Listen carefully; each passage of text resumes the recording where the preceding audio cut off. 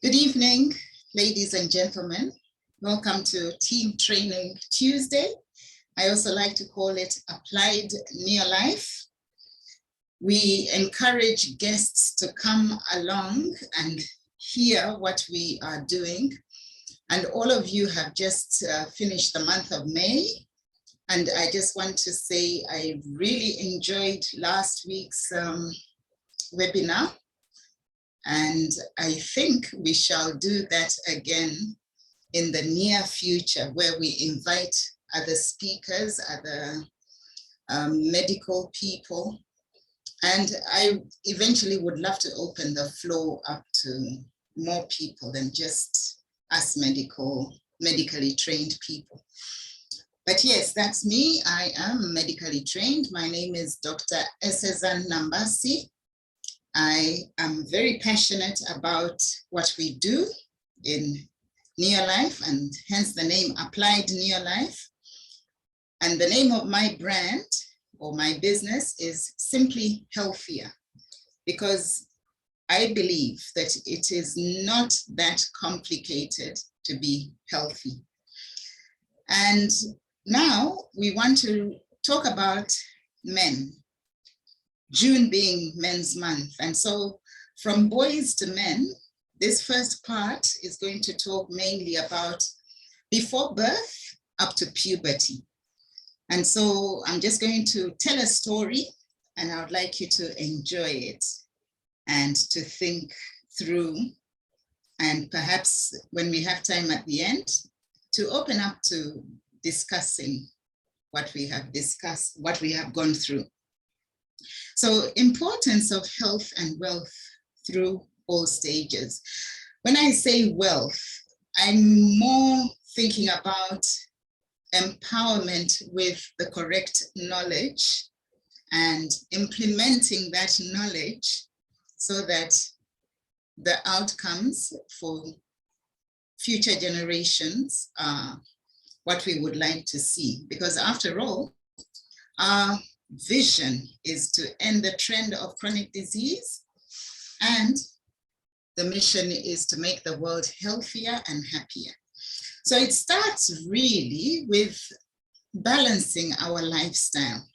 And it's crazy that this is where we don't start, but this is where to start, and start with a vision, the spiritual aspect, and go through the whole wheel of life. I like to project this wheel of life frequently so that we really get it, that balance is key to a good lifestyle. And so you can look at it, because a lot of people end up waiting until they're sick enough to attend to the important things such as, I've talked about the spiritual, but such as making enough money to afford the right food, or enjoying what you do, your career, or time with your loved ones. All those add up to how healthy you are. So that's the first thing I wanted to point out. And why this is important, and with all due respect, achievable, is so that one gets consistent high levels of natural energy. And what do we mean by natural energy? Well, if you take care of all those aspects of life that are open to everybody, literally, then you won't need stimulants, and you won't need to perhaps dull the pain of unfulfilled dreams. Now, I'm speaking as if I live in utopia. No, I don't. I live in the real world. But I'm just saying this is what we all aspire to, and this is what this opportunity that we are in can give us. So, consistent high level of natural energy, emotional balance, mental fitness, in other words, a sharp mind, not just when we are kids, but throughout life, because it is passed on to the next generation as well. And then the actual desire to maintain physical fitness. That is so key. A lot of people at a certain age suddenly decide that, oh, well, I'm too old to exercise. That is not good for our health. And then awareness of what enhances health, what suits our bodies, and what we need. Now, why have I started right here? Because for conception to take place, it takes adults to effect that eventuality of one to be conceived. And so if the adults are healthy, the person conceived will get all the right attributes and the right genetic makeup.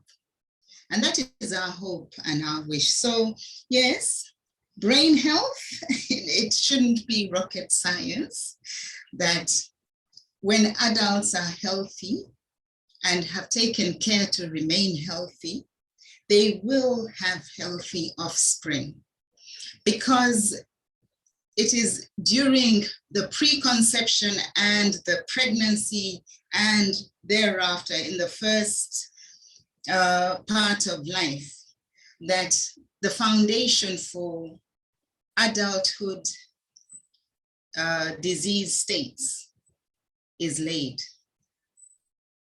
Now that is actually a bit frightening, if you ask me.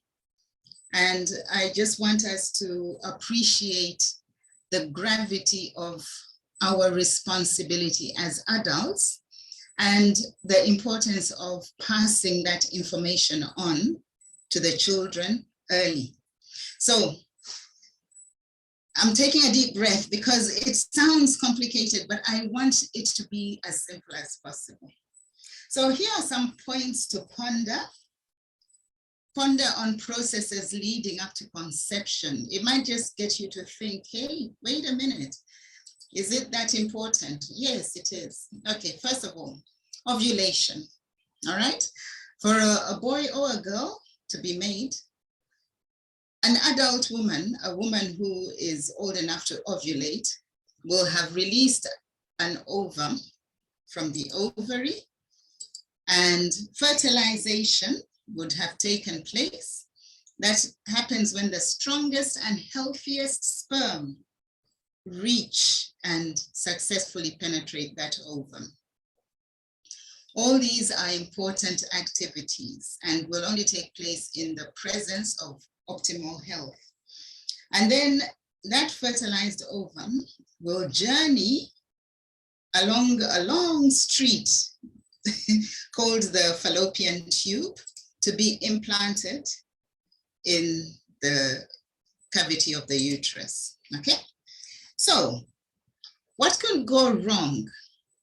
All sort of circles around whether those adults are healthy or not, such as miscarriage, which happens very commonly, can happen as a result of lack of progesterone, which is a hormone, which when you think back could be as a result of inadequate essential fatty acids, the inadequacy of nutrients to make that progesterone. Okay, so just think as broadly as you can with me. Or it can be accumulation of homocysteine. We've mentioned homocysteine a few times, and this can lead to damage to the arteries or damage to the DNA, which may mean that the production of sperm and ova is hampered with. Or it may mean that there's excess toxic metals in the environment. And then, of course, suboptimal nutrition. So those are sort of isolated possibilities that I've just put on this slide. But in the very recent past, I mentioned that two main things that we need to concern ourselves with as regards lifestyle diseases are toxicity and malnutrition. and everything else seems to flow from there. So let's just look at cellular nutrition. And this is the question as I was thinking about it. I asked myself, how often do we think about the future of our men by considering the health of individual cells in the body? Not very often, but maybe that's where we should start. And I think we are blessed to have had that drummed into us in this opportunity and this family that we belong to. So, from boys to men, part 1, before birth and up to puberty is where we'll stop today. And then next week we will carry on. Right, some facts about preconception that you might find interesting. These are just things that you might want to know. It takes 3 months for sperm to mature. It takes 1 month for an ovum to mature. So extrapolate that to mean that if within that time frame, maybe longer, there is anything that might interfere with health, I can think of a few things. There might be a febrile infection, a fever. They might be in the men, for example, they might get mumps that could affect the sperm producing organs, the testes, things like that. So we have to be just so aware that accidents or mishaps can happen to this process. And that's why about 1 in 3 conceptions is spontaneously lost or aborted during the first 3 months. And the risk can be reduced when both the male and the female parents to be are adequately nourished and stress managed. Now, it doesn't mean you start when, you know, the sort of like 2 days before you think about it being a good idea to have a baby, then you start then. No, it has to be something that has to be intentionally done. And so in this story, we shall come full circle. Yes, now conception has taken place and the mom is pregnant and she's excited. She has to be super careful because she's carrying a whole new individual and she has to be aware of what she does. So here are some questions to ask. Let's say you're the mom. Do you take care to ensure that most of the food you eat is well grown, it is organic, it is not contaminated? Do you perhaps eat too much fried foods? Fried perhaps with cooking oils that are over-processed and hydrogenated and overused, okay? Because during pregnancy, you may have noticed that women tend to crave for foods. Other questions like, do you live with smokers? Do you drink alcohol even? Some people might still carry on drinking alcohol thinking it's okay. And I've actually seen lots of fallout of people who have drank alcohol during pregnancy. There's a syndrome called the fetal alcohol syndrome in the child. It affects the child. And then, do you use a lot of antibiotics? Now, that is a controversial issue in that, yes, antibiotics are used very often, but we may need to pause and ask ourselves why, okay? And it might all boil down to the need to look after the health. So when all is said and done, this is for everybody. Remember that it is important to keep the liver super healthy. And how do you do that? By just being conscious of overall health, because the liver is the key detox organ in the body. Hormones that accumulate, particularly in pregnancy, are metabolized and eliminated by the liver. Elimination is very important to ensure hormones do not recycle. So a common complaint is constipation, which means elimination is not happening efficiently. And then always remember the role of xenoestrogens. Now, for the guests on the call, you might ask, what are xenoestrogens?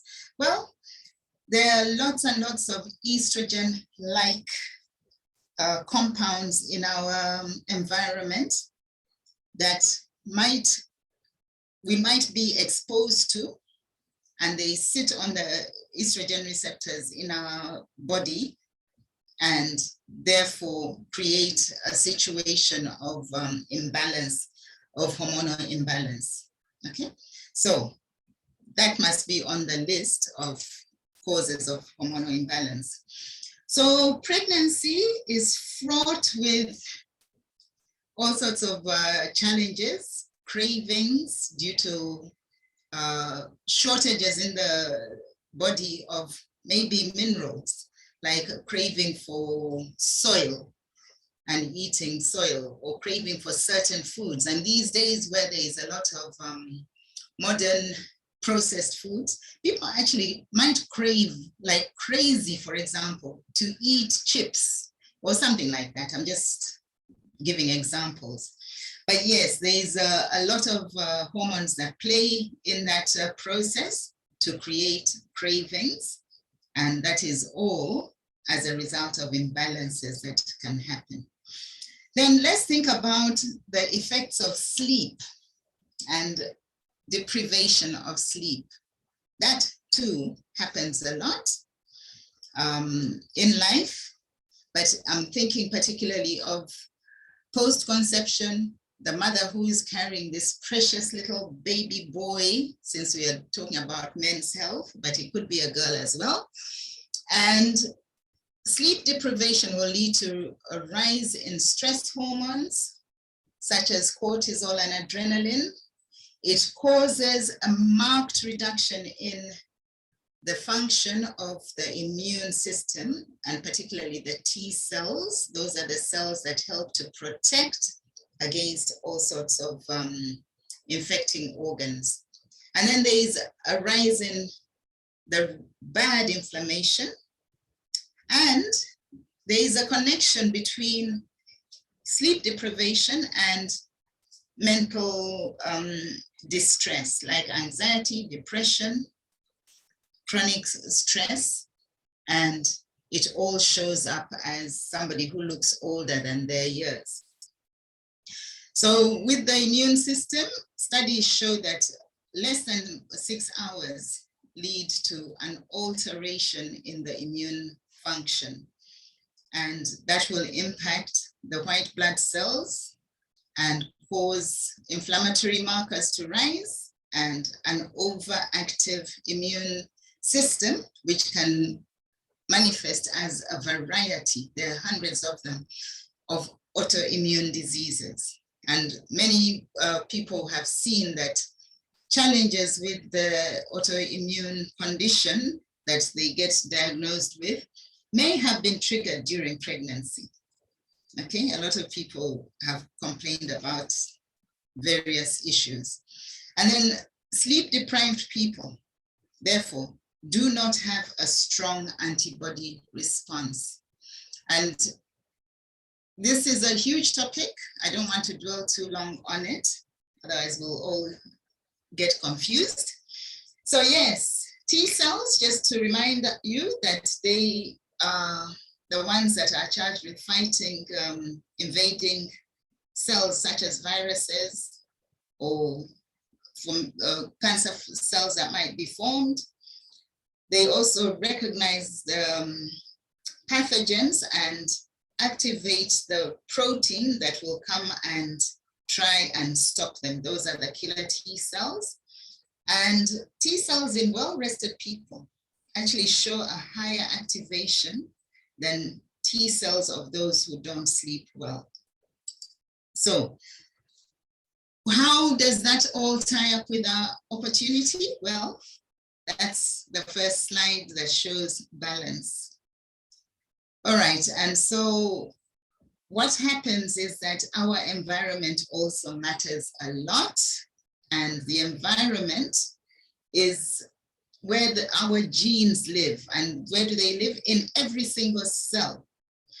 Now, I talk about genes because remember, we are talking about after conception now to the next generation. And that is the material that we pass on, all the traits through our genetic material.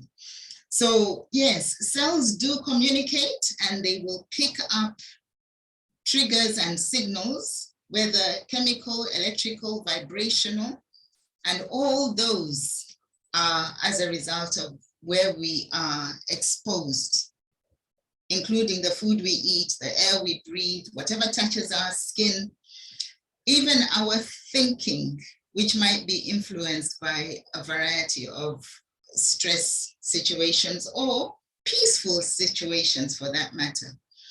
Whether we like ourselves or not, whether we have a good self-esteem, whether we are generally stressed out, and whether we are overexposed to electromagnetic fields around us.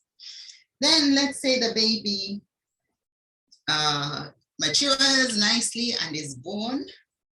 We want to remind ourselves that breastfeeding is actually what God intended, for us to breastfeed the baby, because breast milk is the best. It is made well for an infant. However, the mother has to be able to make that breast milk, and it all depends on how well nourished she is. So up in the corner, I've put the basic minimum as regards nutrition. They need all the 22 amino acids, and they need a lot of omega, and they need the nutrients. And a lot of people fail to establish breastfeeding from the beginning because of lack of nutrients. And then let's say the baby grows and is weaned and is now began on food. Yes, this is where the wheels can fall off. And I've just dotted suggestions around this baby that is being fed. Now, you might say, but these things, how do I expect to afford them? Well, for the guests, this is exactly what we want to show you, okay? This is precisely why that is a very good question, and that is perhaps why you've been invited here, to have a look at how you can make a plan to afford the things that will help the generations to come to be healthier and stronger and better. So we want to build on a firm foundation so that as the babies grow, now they're in their childhood, they learn the kinds of foods they should eat. They learn the kinds of activities they should do. So why is it important to establish good habits early? We know that malnutrition in childhood, especially in infancy, leads to permanent effects that negatively interfere with normal growth and development. And then later on, we can look back and say, maybe that's why that old man developed whatever it is that he developed. Okay, so it starts way back, and that is the message. That is actually my core message for this evening, speaking this passionately so that we start talking to people who are planning early. And those that are planning are usually the young ones, but we'll go through it as time goes on. And then secondly, children have lower nutritional reserves to draw upon if intake and absorption of nutrients is inadequate. So we really, really have to make sure that we make the nutrients available and adequate. And then childhood events that can occur, such as burns, such as an accident, infections and infestations, are worse in the event of malnutrition. And that could be because the child was weaned quickly, because the mother was unable to sustain breastfeeding, and because she herself was not adequately nourished. So signs and symptoms of poor nutrition: short for age, thin or bloated, dull and listless. They're always sick. Their appetite might be poor as a result of, as an example, mineral deficiencies causing their senses of taste and smell to be underdeveloped. And so if they can't taste the food, you can chase them with a stick and a spoon and really threaten them. But if what you're putting in their mouth is horrible, they will really put up a fight, okay?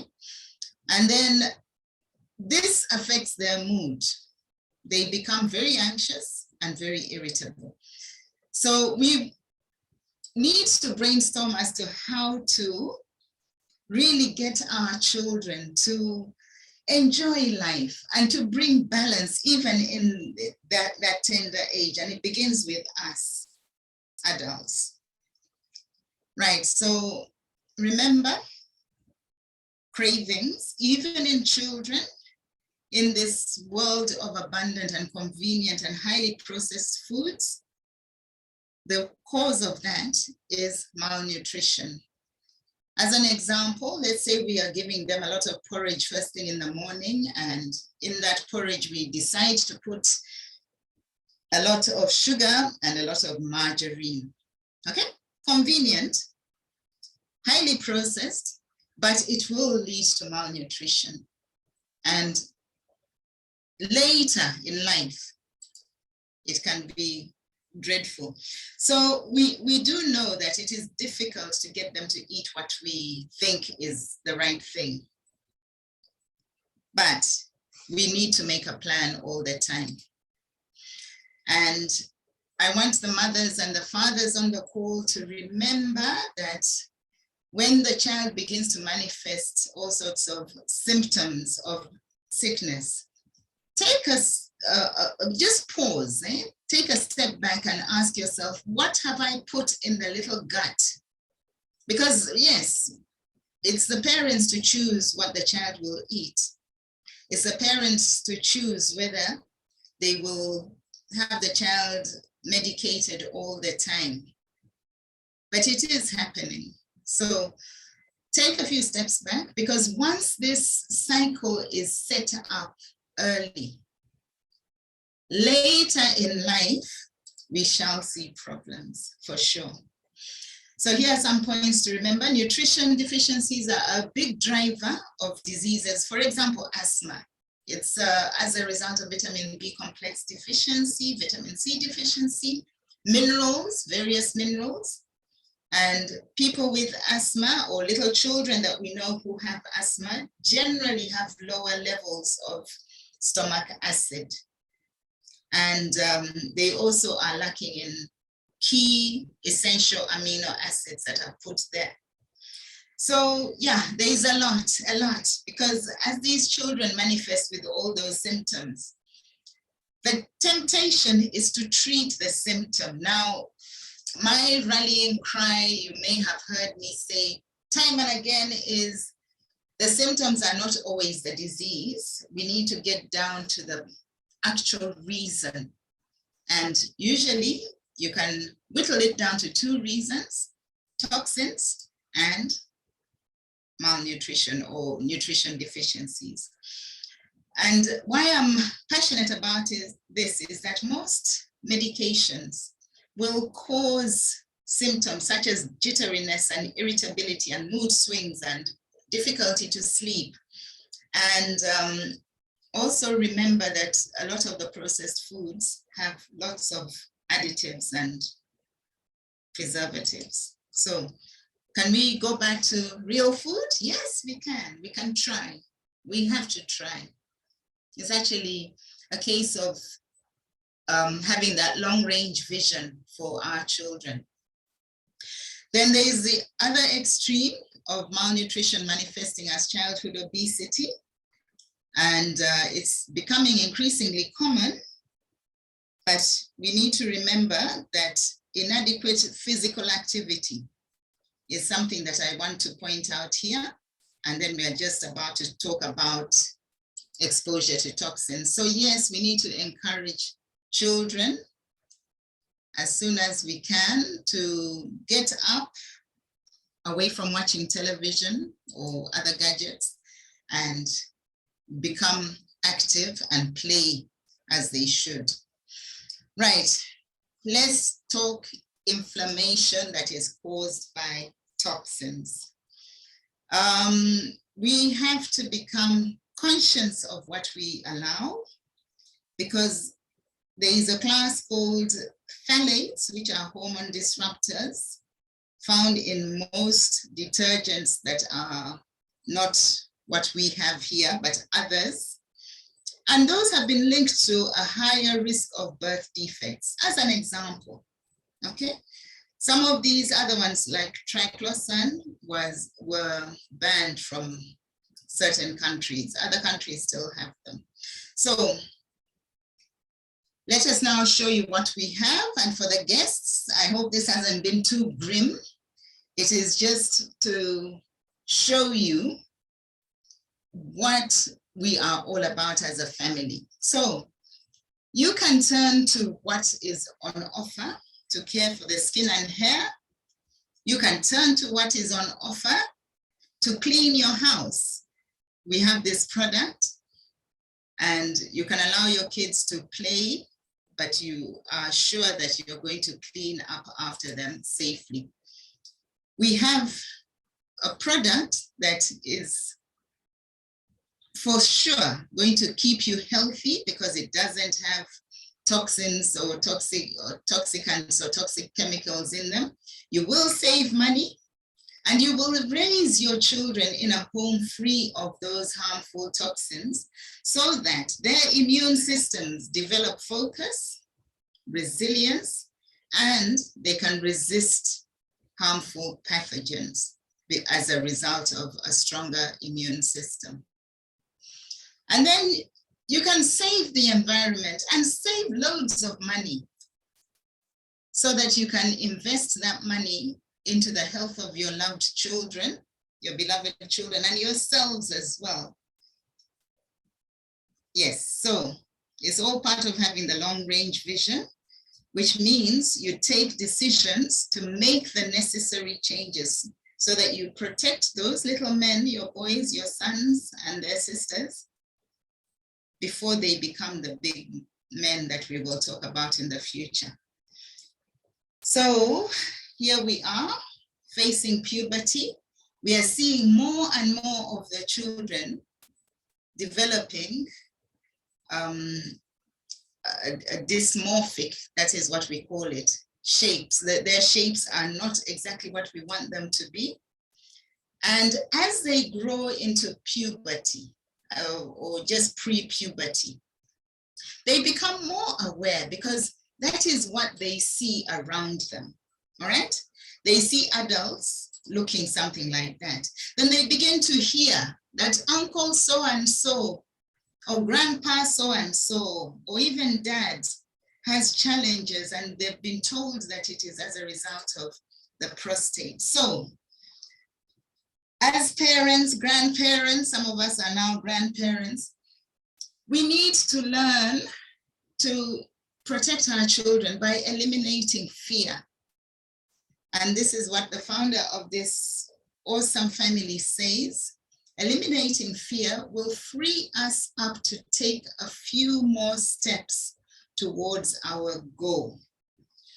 And one of the things that I'm saying about eliminating fear is changing your buying habits, something as simple as that.